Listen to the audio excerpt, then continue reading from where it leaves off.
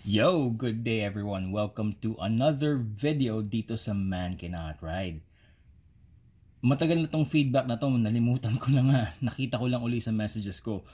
Pero merong nag-feedback sa akin, napanood niya yung videos ng aking cornering na ginagawa sa Marilaki. Sabi niya, bakit ganun ka mag-corner? Bakit ganun ka mag-corner, Man Cannot Ride? Bakit paputol-putol? Pabugso-bugso? Parang ang pangit ng andar. At bakit parang kang takot? Parang hindi ka sigurado sa ginagawa mo. Tapos nagtuturo ka ng cornering. Yun ang sabi niya. Tinanong ko kung bakit. Sabi ko, ano ba yung napansin mo? Sabi niya kasi yung andar mo putol-putol. At saka para kang pabugso-bugso. Yun ang paulit-ulit niya sinasabi. Then na-realize ko, okay. Alam ko na yung tinutukoy niya. Ang tinutukoy niya kasi yung under ko, yung throttle control. Ayan. So yun ang pag-usapan natin dito sa mga to. Okay? So meron tayo ditong corner, right corner yan, kita niyo naman. At sa tingin ko ang napansin niya, dahil yung mga nakasanayan niyang mga rider, pag nagko-cornering ng ganyan dito, yung kanilang throttle, yung tunog ng kanilang throttle or ng kanilang motor, iisa. Or bumibilis, lumalakas. Yan, habang nagko-corner.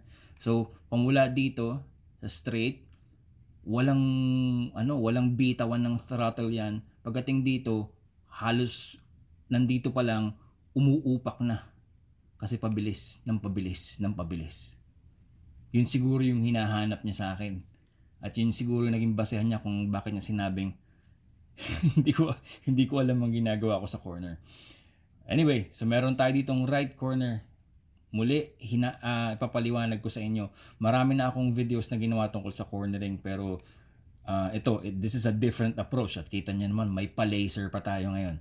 Okay, ito. So, ito yung corner natin, right corner. Hinati ko siya sa tatlong bahagi. Kasi ito, sa tingin ko marami rin ang nalilito dito. Itong blue, ayan, itong blue na to, itong parte na to, nandito yung ating straight, coming from the straight. Yan.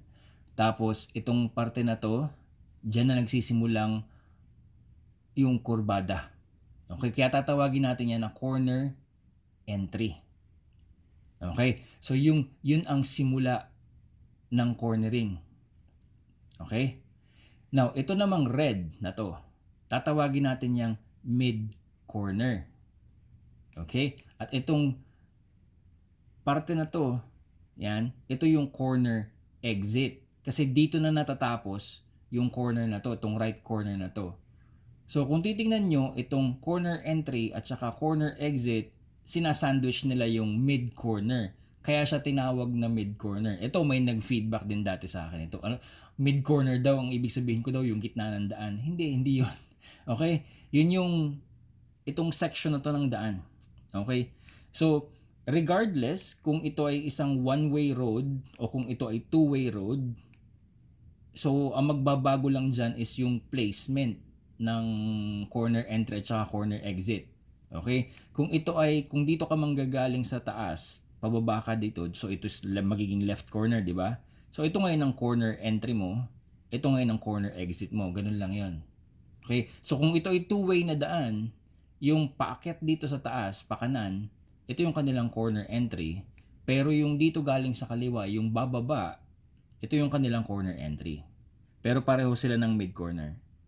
Nagets naman siguro ano? Ayan, corner entry, mid corner, and corner exit.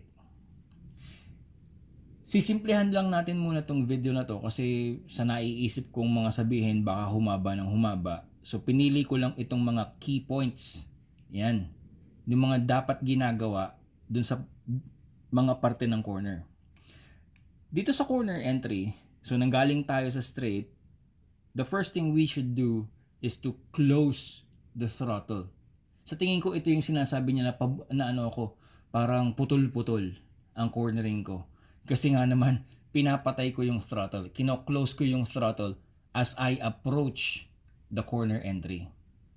At kapag close ko yung throttle, ang nangyayari dun is nag-i-engage yung engine brake o yung engine braking. Nakakatulong ang engine braking para ma-set up, alright? Para maipwesto ng ayos yung grip sa unahang gulong. At para mag-compress yung suspension, para mabago yung front suspension geometry na pasok, agile. Yan, for cornering. Now, marami akong binanggit doon, pero marami akong videos na ginawa tungkol dyan. Gagawan na lang uli natin ng bago. Okay? Wag muna tayong malito doon. Basta, again, when you close the throttle, you are doing engine braking, approaching the corner entry. That is very good for cornering. That is very good for cornering. Uulitin ko, that is very good for cornering. Now, samahan pa natin, depende sa pacing natin, pwede nating samahan ng front brakes.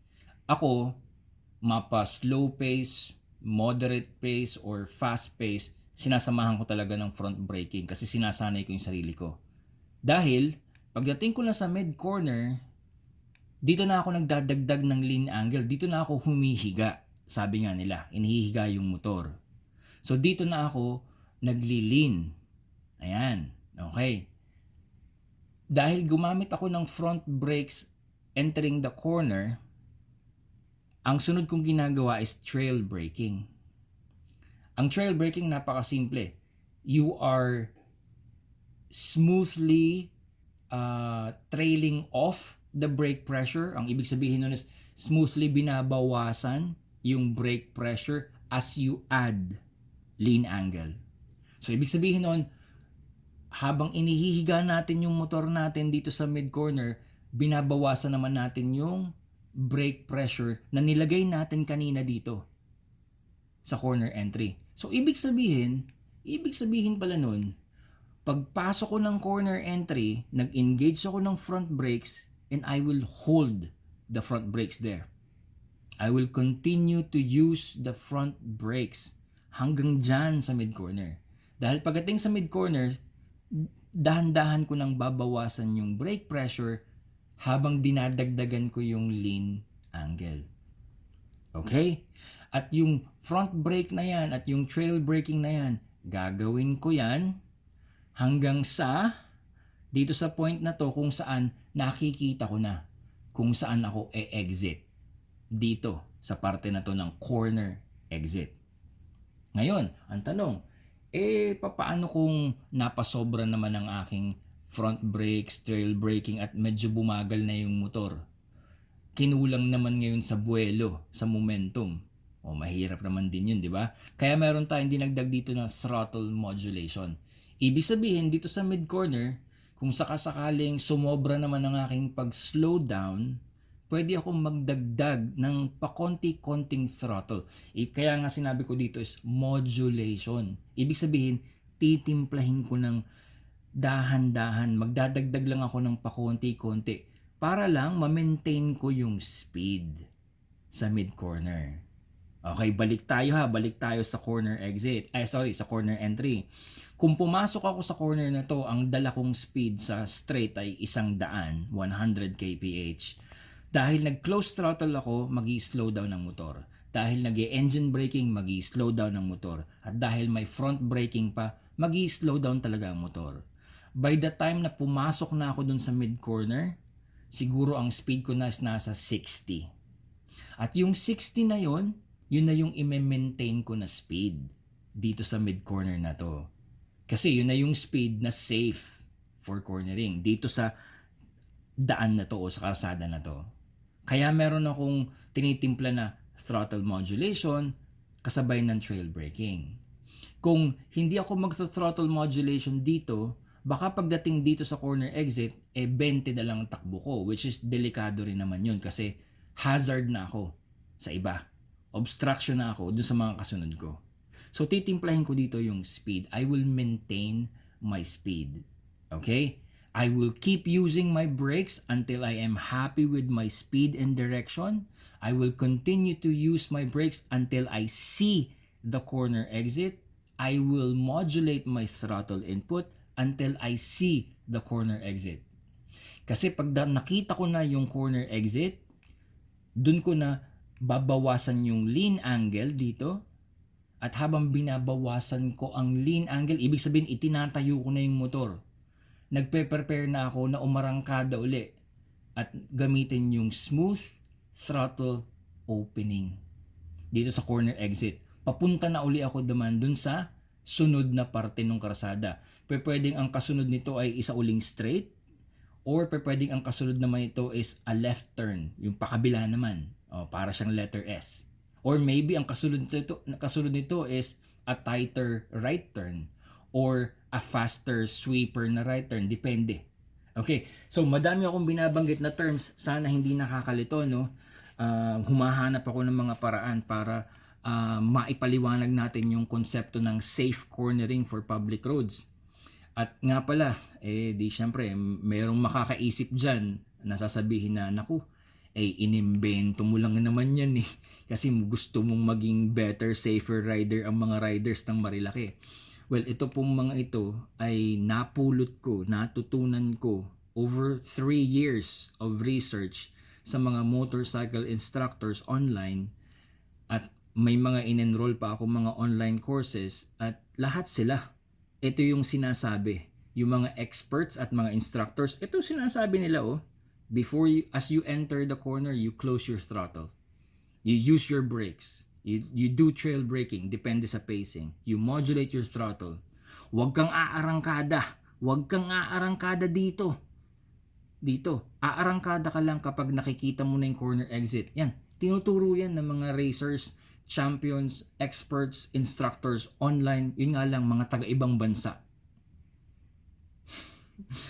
Dahil nakakalungkot man dito sa Pilipinas, katulad nung nagsabi ng feedback sa akin, iba pala yung diskarte natin sa corners, tayo mga Pinoy. Tayong mga Pinoy, pagdating sa corners, dahil pinapairal natin ang ating ego at ang ating pride, dahil gusto nating magyabang at magpaastig, ang nangyayari pala ay pagdating natin ng corner, kung ano yung takbo natin sa straights, 100, mine-maintain natin yun sa corner, o minsan binibilisan pa natin. Pagdating dito sa parte na to, hinahataw na natin kahit hindi pa natin kita yung exit. Kaya ang nangyayari, either naglo-low side or nag-high side. At ang masama dyan is baka may nadadamay pang iba. Yung mga kasalubong o yung mga kasabay.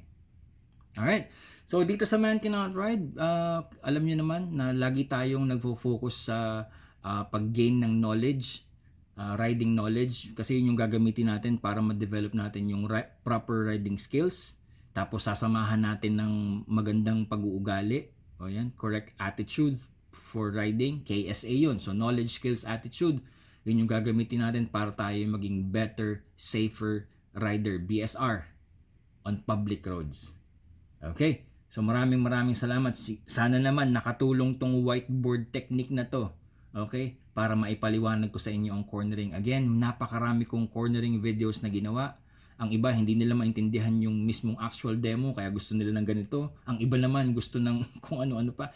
Basta gagawa pa tayo ng marami pang videos para mas marami pa ang makaunawa kung paano nga ba yung safe cornering on public roads. I will see you on the next video.